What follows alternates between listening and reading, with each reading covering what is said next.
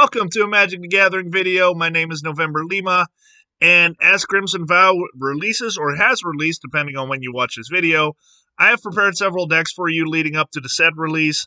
And of all those decks, I put together 10 of them that I want to go over with you during this video, so you might have an idea of what to craft or what to play to get going with Crimson Vow. So without further ado, let's get started. So first on the list here, obviously it's a set about vampires, so we're going to cover the Mardu Vampires list. So before this set, with Midnight Hunt, we already got a pretty powerful vampires list being played left and right. However, most of it was Rakdos. I think Ash Lizzle or Shield Maiden, however you want to call her, she was one of the more successful ones playing Mardu to get Showdown of the Skalds. But also, just in general, here with the release of Edgar, Charmed Groom, we are going to see more Mardu lists. So what is this list? Obviously, it's a tribal list playing nothing but vampires. The really strong inclusions that we're getting is a Braid as some additional removal, and that'll also help remove some artifacts. Lantern Flare is really good. It actually works in these colors, but also if you just go wide, dealing damage to another creature and gaining some additional life is really nice in the creature matchup. And then also, of course, we've got some new vampires. So this vampire is really nice because once you flip it, it can really go wide really quickly.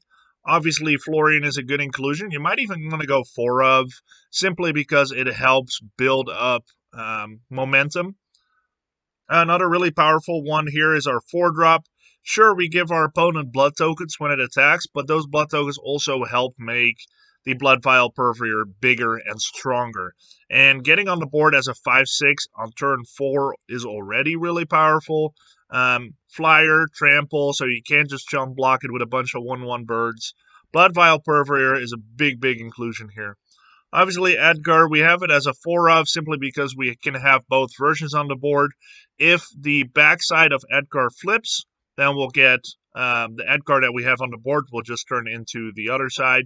So you can have 2/2 going back and forth as you go. Now, granted, I don't think the game will go that long, but it's a possibility. Emberstern Predator is an obvious inclusion. You might even want to go 4 of, depending on how the meta will develop. And then Showdown of the Skalds is a great inclusion. Once you're in these colors, not having it to keep momentum going and boosting your creatures just seems kind of silly. Land sides, we got some great inclusions here. So we are finally get the full slow land set, as you will. So we got the Shattered Sanctums in here, in combination with some of the Sundown Passes. And then I am also running some basic lands because we do expect to see some Field of Ruins. I'm not running any of the creature lands in this deck. So you probably could.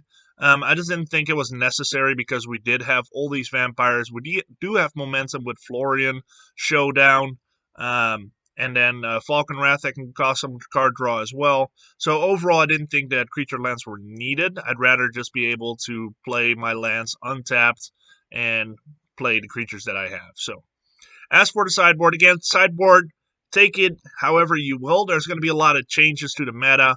But for the sideboard here, I've got some duresses against the control matchups. With Check for Traps and a Parasitic Grasp, I do expect to see a lot of creature decks that are human-based. So Parasitic Grasp could be a really nice removal for you in that matchup. Bloodline Culling against the token decks. Go Blank, some additional removal for all those graveyard-based decks, and also like Izzet for memory lapse and that kind of stuff. Lear really doesn't like seeing this card. Mysterious Blood Illness, that's the new sweeper for vampires, dealing 2 damage to each non-vampire creature, and you create a blood token. Don't really care about the blood token, but being a one-sided powerful Cinderclasm is really nice. And then the Bloodthorn Squire. I don't have the Bloodthorn Squire main deck because it's not as super relevant against creature matchups, but against control, this thing can be really hard to deal with. And then we've got the Crippling Fears as additional sweepers against aggro decks. So all in all, that's the vampire deck. I think it's going to be pretty powerful. There's a lot of different ways you can construct it, but this is what I'm going with off the start. All right, going straight into our other tribe. We've got Gruul Werewolves, or Gruul Wolves, however you want to call it. And this is also getting a huge upgrade in a super powerful 1-drop. Ascendant Pack Leader here is so strong. Getting on the board as a 2/1, possibly later in the turn if you have like Arlen down. or Child of the Pack, or the Volatile Arsonist, it'll come down as a 3/2, and it can even get bigger if you play it early and you play something 4 or 5 drops later. So Senate Pack Leader, really, really great. We needed a strong green 1-drop for werewolves. You want it to be green so that way you can curve into Werewolf Pack Leader. Also, again, the Abrades, just very solid for removal and artifact destruction. 1 Inscription of Abundance, really nice against a creature matchup. Kasich is an obvious inclusion with Ranger class. Some Shatter Skulls for mana and removal. Werewolf Pack Leaders are obvious. I've got 2 Howling Moons in here. I think this is very interesting because there's a lot of decks that will be playing 2 cards in a turn. And you kind of punish them by doing that. So if you get it flipped to night, that's the important thing is, if you get it flipped to night, you're going to punish your opponent for wanting to flip it back to day. So the moment they flip it back to day, you get a 2/2 wolf. Also, you get to bump your own wolves. So critical part about Howling Moon is flipping it to night. If you flipped it to night and you've got a Howling Moon on the board, you're going to get value out of this. Which obviously flipping it to night is going to be pretty easy. That's part of what you try to do as a werewolf deck. Just find an opportunity where you don't cast a spell without falling behind and flipping some of your powerful creatures, like your Reckless Stormseeker, like your Kasich Naturalist, and Tovolar Dire Overlord into night creatures. Volatile Arsonist is another one that's very, very powerful here at the top end. I like it better than Tovolar Dire Overlord, simply because it's a 5-drop instead of a 6-drop, which is nicer against control. Child of the Pack here is my my one-off. I don't think it's super strong. If it flips, it's great because it's an additional like +1/+0 damage. But what I like so much about Child of the Pack is if you flood. You can play this, and if you have, say, 8 mana on the board at that point, you can immediately create another 2/2 green wolf creature token. So it doesn't have to tap for it. So if you flood out, you can create multiple tokens with it. So that's why I like it as a one-off. It might go into sideboard instead, I don't know, but right now I really like it as a one-off. As for the sideboard, again, take it with a grain of salt. Inscription of Abundance, I really like this against the creature matchup. Outland Liberators for some additional removal against enchantments and artifacts. Thundering Rebukes in a creature matchup. Some Cemetery Prowlers. Why not main deck? Because I don't think I needed main deck right away, but against aggro decks, it could be really nice to get ahead. But right away, I don't know yet how good this is. Because again, yeah, exiling a card from a graveyard is great, so that's definitely where it goes in the main deck. However, I don't know how often I'll actually be able to play something for less mana because I exiled something. Because this has to stay on the board. Primal Adversary I really like against matchups where it goes a little longer, so I can put a bunch of creatures on the board with haste. Rending Flame is another great removal spell that we're getting. You meet in the tavern. I like this against control because it can go both ways. I can either search for more creatures if all my creatures are dead, or I can give my creatures more damage before combat, making it very awkward for the opponent to figure out who to take out or who to block or whatnot. Ashaya, Soul of the Wild, seems a little odd in here, but I have seen more lists, again, that run the Giant that puts all your stuff back in your hand, so that's where Ashaya comes in. And then Avabrook Caretaker. This thing is really, really cool against, again, if it goes a little longer or if I go against another creature deck, this can really take off. Flipping it to night with Hexproof, giving all your stuff Hexproof is also really good against control. So this might even be a one-off instead of Child of the Pack. I don't know yet. But overall, Avabrook, I'm really impressed with.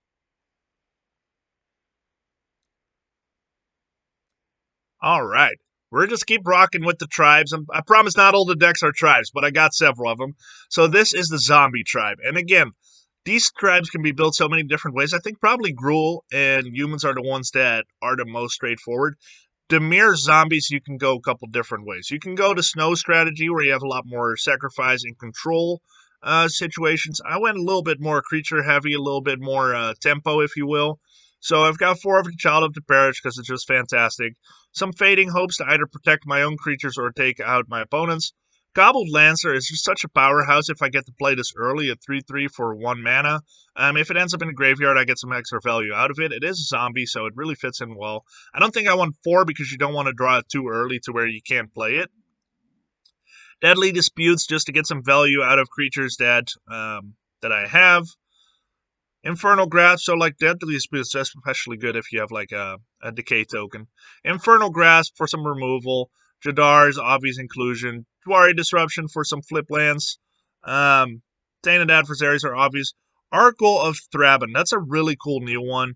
Whenever it or another zombie dies, I get to look at the top card of my library. I can either reveal it and put it in my hand if it's a zombie, or I can put it in my graveyard. So all in all, just really great to keep reloading. Gerald Visionary Stitcher, this thing is nice against other creature decks, making everything flying. Very, very powerful. Also, I can sacrifice a non-token creature and make a big zombie out of it. So that's nice for one of two different reasons. Either if something is being blocked and it's a bad block for me, or if something is getting targeted with removal. Something like that. This makes Gerald really nice. Also, if I steal something. Now, I might not play main deck steal, but I do have a Grafted Identity in the sideboard. So it could be one of those things where I play it. If they want to remove the Grafted Identity by enchantment removal, I can just sacrifice it with Gerald. Headless Rider, so powerful. I think we're going to see this in a lot of black-based aggro decks. And then Necro Duality, just for funsies, being able to copy some non-token zombies. And Overcharged Amalgam. This thing is so powerful. Whether it's against aggro, control, midrange, doesn't matter. Being able to counter a spell, activated ability, or triggered ability is going to be very powerful against any deck. Being in a flyer with flash on it, it's just very good. And then for the lands, I do have some creature lands. I can be a little bit more flexible with my hives, simply because I also run the Jawaris, so I do have some additional lands there. Sideboard, Bloodchief Stirs for the creature matchups. Washaways, because we do not like Alrund's Epiphany, or anything else that's foretold for that matter. This also goes against things that are in the graveyard, so overall, Washaway is going to see a lot of play. Graph Reavers against Planeswalker decks. Power Word Kill, Test of Talents, pretty obvious. Crippling Cure, obvious. Ebon Death, it's also a zombie. I didn't want it main deck because it's very awkward against aggro decks. And then Grafted Identity is also really nice. So that is the zombie deck. I do apologize. We do have Izzet in here. Simply because I think Izzet is just so powerful. And I really wanted to build an Izzet deck because there are some cards that I really want to point out. You'll see out of these 10, I am missing Mono White and Mono Green. I think both are going to be very powerful. Honestly, I think Mono White is going to be the most powerful simply because of all the stuff they're getting. Sorry, Mono Green players. I know it's like a religion for you guys. But Mono White is just on a completely different level after this set. I'm going to let other people build those decks. I wanted to show you Izzet, though, because it's getting some really cool stuff to the point where I even might want to play it. So, obviously, Fading Hope. We got a little Japanese Syncopate here, which is an awesome reprint. That's going to be really cool. Other than that, it's pretty straightforward from what we've already seen. This is a Dragon deck, so I didn't go with just a straight-up turn stack. It has the same, like, kind of cards happening, but I went with the Dragon deck simply because of one amazing card, which is Manaform Hellkite. So I'll get a Manaform Hellkite here in a second, so let me just browse through the rest of the deck. We do have some Galvanic iterations, because it is really nice with pretty much any spell, but especially the Alrund's Epiphanies. Smoldering Eggs, I went down to 2 to make some room for the Manaform Hellkites, so I'm going a little less control, a little bit more speed and power. So Divide by Zeros is an obvious, really powerful inclusion. Prismari commands for some additional ramp, artifact removal, all that good stuff, because we do not play main deck of Braids in this one. And then Manaform Deluges, Goldspan Dragons are obvious inclusions, and then 2 Alrund's Epiphany. So Manaform Hellkite is the big inclusion here. Manaform Hellkite, if you follow me on Twitter or if you've seen my previous video about the top 10 cards, you know that I absolutely love this card, and it's going to be such a powerhouse. Manaform Hellkite, anytime you cast a non-creature spell, you'll create a token that's same power and toughness as the non-creature spell. It's a flying haster that you sacrifice at the end of turn. So just think about that for a second. In a deck with flyer dragons, you control the battlefield with all these really cool cards. But also, once you get a Manaform Hellkite on the board, a Divide by Zero gives you a 3/3 flying token. A Prismari command gives you a 3/3 flying token. Memory Deluge gives you a 4 flying token, or 7 if you cast it from the graveyard. Alrund's Epiphany gives you a token that's a 7/7 hasty flyer. So the moment you have a Manaform Hellkite on the board, you play Alrund's Epiphany, it's probably game over. You don't even have to do the Galvanic Iteration, Alrund's Epiphany, take 4 turns to beat up your opponent with 1/1 birds. You have a Manaform Hellkite, you play Alrund's Epiphany, you swing for 11, and next turn you finish it with Manaform Hellkite, some birds, and probably one other spell that gives you a Hasty Dragon. Overall, so strong. This deck is going from a control deck with some powerful creatures at the end game. This is turning into a tempo-based deck that just has a really strong top end. Lands, again, I've got 24 regular lands with some creature lands in here. The Jwari Disruptions kind of help with the land. I can build some treasures from the Prismari command if I need to. Overall, in combination with the Expressive Iterations, being able to scry with Fading Hope if needed, I think land base is quite alright over here. As for the sideboard, again, we got the Washaways mainly for the mirror. Burning Hands against green. Test of Talents is a pretty good conclusion. This card I'm a little up in the air about. I think it could be really good, but I'll just have to wait and see what happens. So especially in a deck like this where you might only have like 1 or 2 cards on the board as permanents at any given time. If your opponent floods the board, you can play Consuming Tide. They basically reset with only 1 creature on the board while you're still in the same spot. So I think in this deck, Consuming Tide can actually be really good. Burn Down the House is also great against small creature decks, or even in the mirror when you got to put just a couple more tokens on the board. Hullbreaker Horror, that's kind of like if I need to go with a top end to kind of control the game. Spell can be countered, so it's great against control. And then if I can play some cheap instance, Hullbreaker Horror becomes very, very, very, very valuable. So all in all, I think this deck right here has Tier 1 written all over it. This is one of the ones that I'm going to be rocking early on, and I think people are going to hate to see it or love to play it, depending on what side you are on. All right, another deck that includes Hellkite, but in a different way. So here we've got Mono Red. Mono Red's making a return. I think Mono Red is making a return anyway. Again, we got the Falconrod Pit Fighters, which is a grade 1-drop. Light up the stage and play with fires for some additional damage if needed. A really cool one here is Cemetery Gatekeeper. This really makes sure that there's continued pressure. Now it hits you as well, but we expect to kill the opponent before they kill us. That's really the whole purpose. This is not about life preservation. This is not about trying to outlive or outgrind your opponent. This is about straight up damage and getting your opponent to 0 as quickly as possible before you get to 0. Some Mock Dust for some additional ramp, and possibly, if we have a lot of treasures on the board, can get us a dragon out. Reckless Impulse is a fantastic new inclusion that can add some tempo to the mix. Royal Eruptions for some additional damage, could be crowd control or straight up to the face. Chandra, again, some additional tempo and damage. Reckless Storm Seekers is great to put some extra pressure on. Then we've got the Manaform Hellkites. Again, 4/4 that can put a bunch of hasty flyers on the board with all these non-creature spells. So all in all, just very, very strong. And then Goldspan Dragons into 2 of the Den of the Bugbear here, 4 total. Hall of Oracles I did as an inclusion because it put some counters on one of our creatures. We do play a lot of instant and sorceries.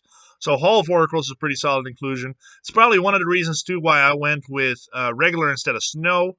Den of the Bugbear is pretty cheap to activate, so I don't think we need the Faceless Havens in this deck. And we have Hall of Oracles we like to activate. So all in all, I felt this was better than going snow, especially with how powerful Mono White's going to be. You don't want to end up against a Redain and end up finding out that all your lands come in tapped. Braids in the sideboard, Burning Hands against green. Cinderclasms are also nice against some creatures, so it might kill some of our stuff, but if we have our dragons on the board, it won't. Thundering Rebukes, Flame Skulls are great against control, and then Rending Flame, Sunstreak Feast, and the Phoenix is also for the control matchup. And then we've got 1 Zabriel in place. We need to put some haste on the board, additional from what we already have. So all in all, this is all about just putting pressure on the opponent, keep throwing that damage at him, and finishing them off. Now, one card that I didn't include that might actually need to go in the sideboard here is Roiling Vortex, so that in case you end up against the life gain deck, because that is the biggest nightmare of any mono red player. So, we saw a couple Planeswalkers already. One Planeswalker I am super excited about is Kaia Geist Hunter. Kaia is one of my favorite Planeswalkers, periods. Like, I have not come across a Kaia card I don't love to play yet. Now, granted, the last 5-drop, even though I love playing it, it is so niche that it's hard to include. This is great in any token or Death Touch deck. So I went Death Touch simply because I think I can. So this is a Death Touch deck. Now, one thing that I think is wrong to do with a Death Touch deck is to focus solely on Death Touch creatures. So this is going with some Death Touch synergies instead.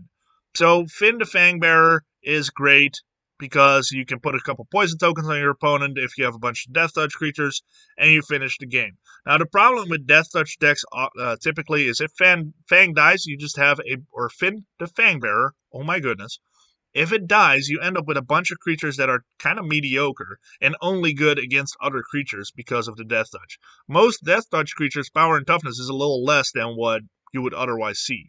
So I don't want to go full Death Touch. So as a 1-drop, I got to send Pack Leader. That way, if I have some 4-drops on the board or I play some of my 4-drops, it gets bigger. And then I have other cards that can give him Death Touch. So Bloodchief's Thirst is a great card to take care of some stuff. Obviously, Tainted Adversary is a good Death Toucher. Vanishing First for some crowd control. Now, Fellstinger here is one of the Death Touch creatures that I put in here simply because it can draw me some cards and gain me some value that way. So especially if I have a token on the board from Tainted Adversary, or I play a very late Ascendant Pack Leader and it's not doing very much, I might just sack it with the Fellstinger, something along those lines. Or maybe even one of the humans from Little Torrance or Dr. John Seward here. So Kaia Geist Hunter is one of the big enablers here. One of the plus abilities is giving all your stuff Death Touch. So you can give all your stuff Death Touch. With a Finn on the board, you can really put a lot of Death Touch counters on your opponent, or they have to block, which would be awkward as well. Nighthawk Scavenger is great because it's a flyer, it's a lifelinker, and it's a Death Toucher, so all in all, good inclusion. 2 of the Torrents, so this can help flood the board. The more creatures you put on the board, the better, because then if you give him Death Touch and you have a Finn on the board, you can really finish the game pretty quickly. Binding the Old Gods also gives your stuff Death Touch, so it's not just a removal spell, it's also a Death Touch enabler. Sereth, the Viper's Fang, is another Death Touch enabler that can also give your stuff Hexproof as it is untapped. And then Ulvenwald Oddity is just a fantastic top-end haster here. So all in all, this whole deck is intended to enable Death Touch while not necessarily being the sole focus. So if Finn dies, I still have a lot of pressure on my opponent with some of these creatures. Torrents can get out of hand. Ulvenwald is going to be hard to deal with because of the trample. Tainted Adversary is good. Ascendant Pack Leader is good. Honestly, one thing that you could also think of including is Asika's Chariot. So maybe remove the Binding the Old Gods, play some Asika's Chariots as well. So right now I have a lot of removal because I expect a lot of creature decks.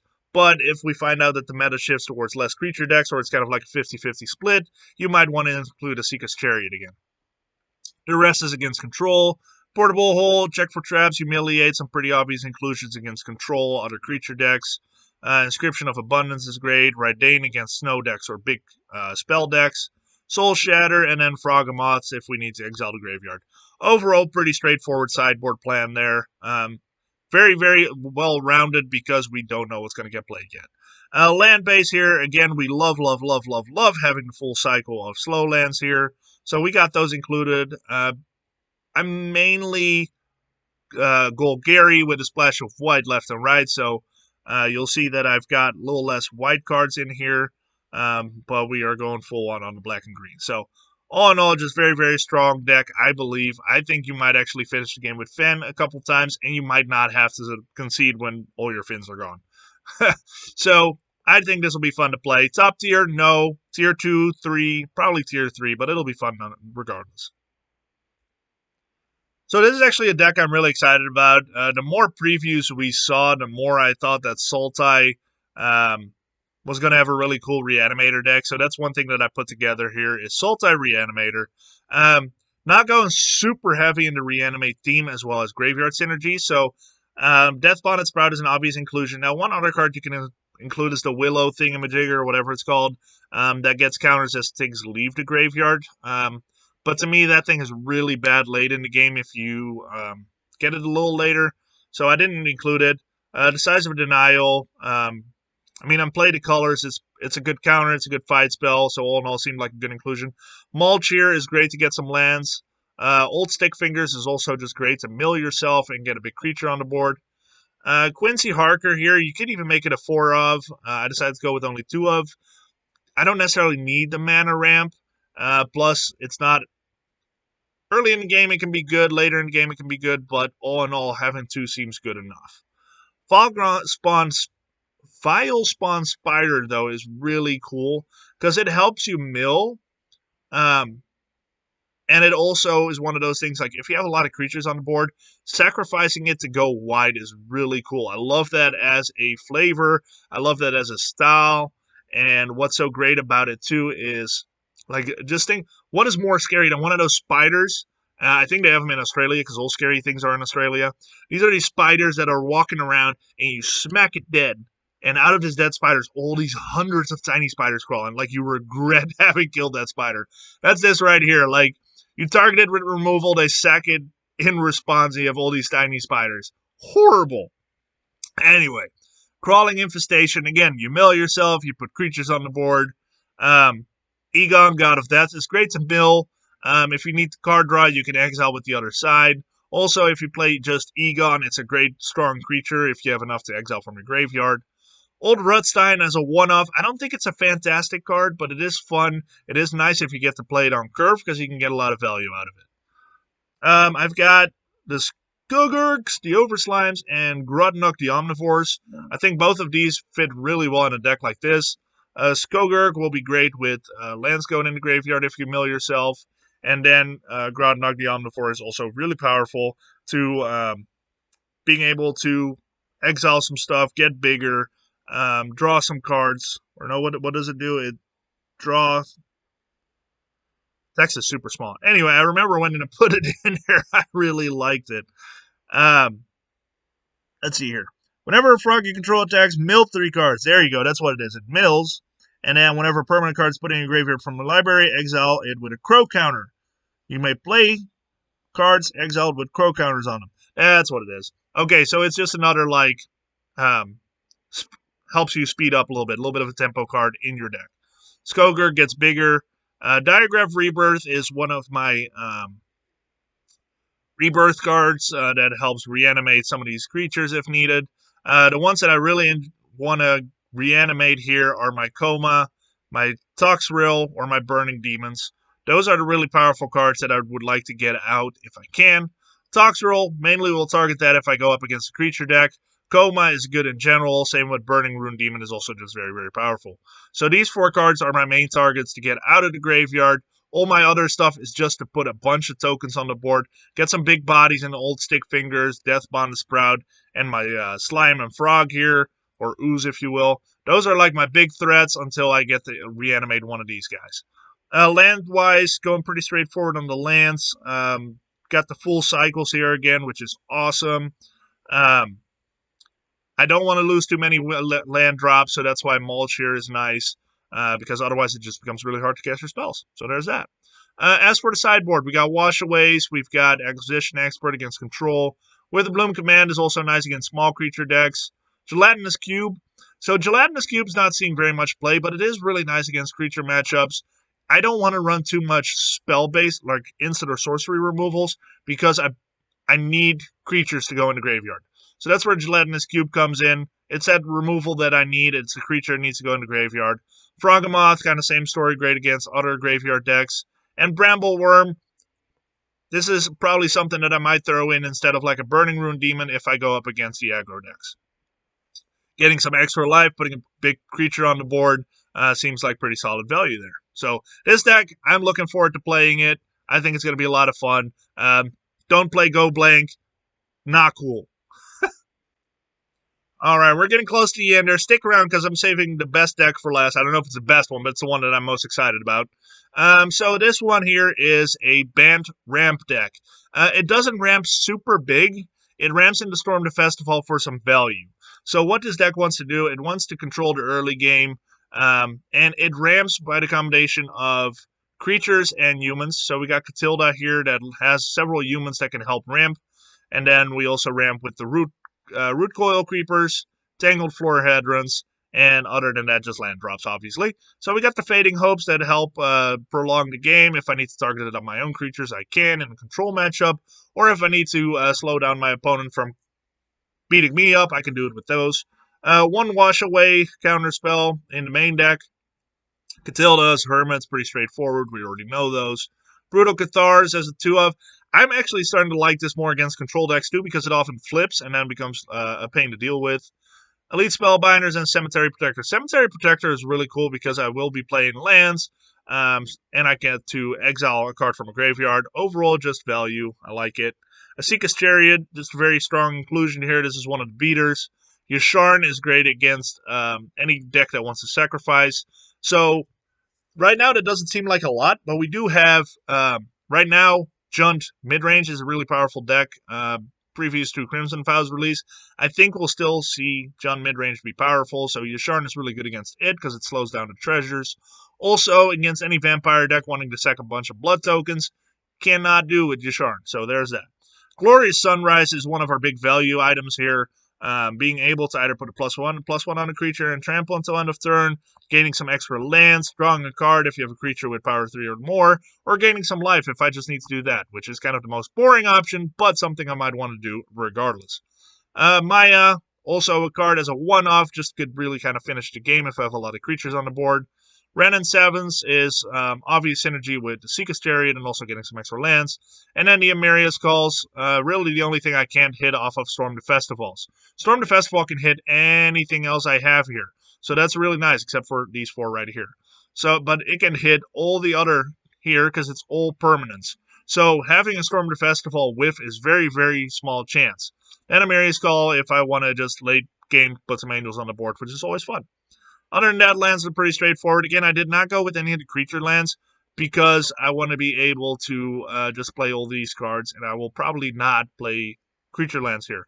Now, maybe I will cast out like one of these if I need to play like a lair, but I don't want to drop too many of my forests and plains because that's kind of a bummer with Yasharn. Portable Hole, Wash Away, straightforward, some Fateful Absences. People that do not like Fateful Absence, I'm just going to say you're wrong. Sure, they get a clue. Sure, they can draw a card. But look at it this way. It's not like Baleful Mastery where you cast it and they draw a card right away, okay? They have to sack their clue. They have to use 2 mana to sack that clue. If they have to use 2 mana to sack a clue to draw a card, that means they have 2 mana less to spend on something else. So they're already behind. You take out one of their threats, they have to pay 2 mana to draw a card. That is not a great situation. So this Fateful Absence is much better than a lot of you give credit for. It's like, no, I don't want my opponent drawing cards. They have to pay 2 mana to do so. That's not necessarily great. It's not like you're giving them, it's not even 1 mana. 1 mana would be a lot less bad. But they have to be able to do that. Plus, if I have a Yasharn on the board, they can't even sack their clue. So there's that. Alright, so that's my little spiel on Fateful Absence. Sungold Sentinel for some additional graveyard removal. Test of Talents, obvious Overcharged Amalgam, great card. Might even need to go main deck. By invitation only, if I just get out. My opponent goes wider than me, by invitation only could be really nice. It's also nice against like Immersturm Predator, those kinds of really annoying cards to deal with. Probably the main reason I have this in the sideboard is that I don't necessarily want to hit it off of Storm the Festival. So, there's that.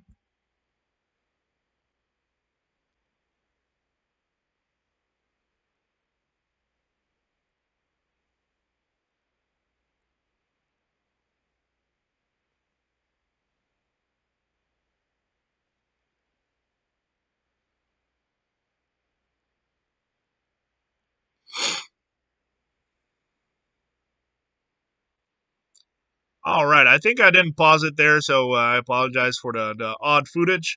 But anyway, this is my Asper control deck that I put out. This has a bit of a different win condition, so there's a couple win conditions here. But the one that really puts the opponent on the clock here is Faithbound Judge. As for the other side, if you get to play it for the Disturb cost at 7 mana, after 3 turns, you put some counters on it, it's game over. So that's the main win con here. So we've got Bloodchief's Thirst, Considers, Fading Hopes. Those are our main cards to just get the ball rolling. This Circle of Containment or Van Helsing's Holy Ward, however you want to call it, it's really nice to slow down creature decks. Against vampires, it's especially nice because you gain some extra life. Fateful Absence, talked about it earlier. Great removal. Vanishing Verses, Divide by Zeros. Those are all just ways to control the board. Celestas, just some extra mana ramp. Also drawing some cards. Memory Deluges, obviously. Teferi, who slows the sunset, really great with like the Celestas. Doom Scars for the creatures. Amaria's Calls if I need to put some angels on the board. And the Hullbreaker Horde, that's another really great win condition here. Very hard to deal with. Only takes a couple poundings before the game is over. So all in all, pretty straightforward control decks. Some cards that you might want to look for here, you might want to go 4 Teferis if you want to go a little heavier on the Celestas. I don't necessarily think Ulrin's Epiphany belongs in this deck. It really is based on the Faithbound Judge. So as long as you can survive long enough to put a Faithbound Judge on the board and have it get 3 tokens on the backside, you're in great shape. So that's the control deck. Duresses, Washaways, again, pretty straightforward. We got another Circle of Confinement here that goes in against creature matchups or vampire matchups, which are creature matchups. Divine Smite is a card that doesn't see a lot of play right now, but I do expect more black-based creature decks.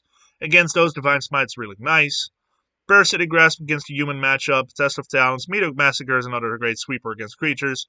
And a Consuming Tide as a one-off if I fall too far behind. This right here might be my favorite. I put this one on Twitter and I got a lot of response to it. This is my Junt Planeswalker deck. So again, this is pretty similar to some of the stuff we're already seeing in Junt. But I'm going a little heavier on ramping into Planeswalkers and getting extra value out of Manaform Hellkite. As you might have caught on to by now, I absolutely adore this card. This card is fantastic. Anyway, so some removal for the early game. Prosperous Innkeepers for ramp. Same with the Tangled Florahedrons. Shatterskull Smashing. So we've got 4 additional lands here if we need them. That makes our total 28 lands. So we should not lose out on lands. I say this now, and I already know how my first game is going to go. I'm going to draw 2 lands or 3 lands in my opening hand. Those are the only lands I want to see for the first game. That's okay. That's how it goes. Anyway, so we got some ramp here. Meathook Massacres. We do run some creatures, so we might get some extra value out of this against control decks. Otherwise, it's just really great against creature matchups. Falky, God of Lies. Both sides can be really good. Briarbridge Tracker, mainly just to get the clue on the board in case I need to draw a card. Otherwise, it's a 4-3 body, which is nice. Arlen the Pack's Hope is just so fantastic. I don't understand why it's not seeing more play. You see this in werewolf decks. Why am I not seeing this in more Jund decks? I play this in my Jund midrange deck, and every time I do, I get value out of it. Whether it's the 2-2 wolves that do a lot of work for me, whether it's the backside pounding my opponent in a control matchup, whatever it is, Arlen is so good and should see a lot more play. Asika's Chariot's pretty obvious. Manaform Hellkites. So you might think, like, but Manaform Hellkites, you put it in an Izzet deck. This doesn't barely have any instant or sorceries because it's for non-creature spells. Planeswalkers are non-creature spells. Oh! So what you can do here is you got Lul, Sorin, Renin 7, you got Arlen, the backside of Valky, Meathook Massacre, Shatterskull Smashing, all of these. Asika's Chariot, they are all non-creature spells. Almost everything in this deck, except for the Tangled Florahedrons, Prosperous Innkeepers, or the front side of Valky or Briarbridge, everything else is pretty much a non-creature spell. That is so much value. Manaform Hellkite in this deck absolutely slaps. Love it. Anyway, so we got Manaform Hellkite. Pretty good card. Sorin the Mirthless. This is one I'm really up in the air about, but against aggro, being able to put a flying lifelinker on the board is kind of nice. Otherwise, I just draw cards. Does some damage to me, but whatevs. I do more damage to my opponent with Manaform Hellkite. Flying Dragon tokens. Brrr! And then we got the Renin 7s, which is fantastic for some additional mana ramp, putting big tokens on the board, duplicating the tokens with the Asika's Chariot. We've seen it 100 times before. Everybody hates it. Everybody loves it. For Rinkless, Monstrous Raider. I feel like if you play a Planeswalker deck and you play green, for Rinkless makes sense. If you have Rinkless on the board, getting counters on these things is so much easier, so much faster, and also getting creature, like if you do the minus, it doesn't take as many loyalty counters off of it. So for Rinkless, Monstrous Raider, it's just a great inclusion. Otherwise, it's a 6/6 trampling haster. What more can be said? And then we've got some lands. Obviously, we got a lot of duplicate, the double lands here, which is great. As for the sideboard, again, pretty straightforward. I would pretty much non-creature with most of it. So we got the Duresses, Light Up the Night, Cinderclasms, Power Roadkill, some Graveyard Hate here, Nighthawk Scavengers against aggro, and then Culling Rituals. Culling Rituals are great against mono white, so there's that. All in all, I absolutely adore this deck. I love Jund Planeswalkers. I've built Jund Planeswalkers every set for the last 3 or 4 sets, and every time I have a blast with it. Every time it's actually really good on the rank ladder. So this is probably the deck that I will be playing the most. probably will get tweaked a little bit because decks like this do depend on how the meta is kind of going to shift. Oops, sorry about that. Let's make that smaller. There we go. But all in all, I think this deck is going to be very powerful. So those are the decks I had for you. 10 deck lists, like I told I would. I've got several more on my Aether Hub, so you can go to Aether Hub. My profile is November_Lima. Check it out. I will be continuing to update lists as I'm there. I do have a few more on there that I didn't show in this video. But I will be continuing to brew. I will continue to go. I might delete some decks if I play them and they just absolutely do not fit in the meta as it develops. But other than that, yeah, that's where you can find my deck. So, all right, don't forget, like, subscribe. Let me know if there's any decks here that you like to see. If there are some decks where you're like, hey, that's pretty cool, but if I would swap this card around, it would be so much better. Let me know. I love the discussions, man. Thanks so much for watching. Enjoy Crimson Vow. I will too. See ya.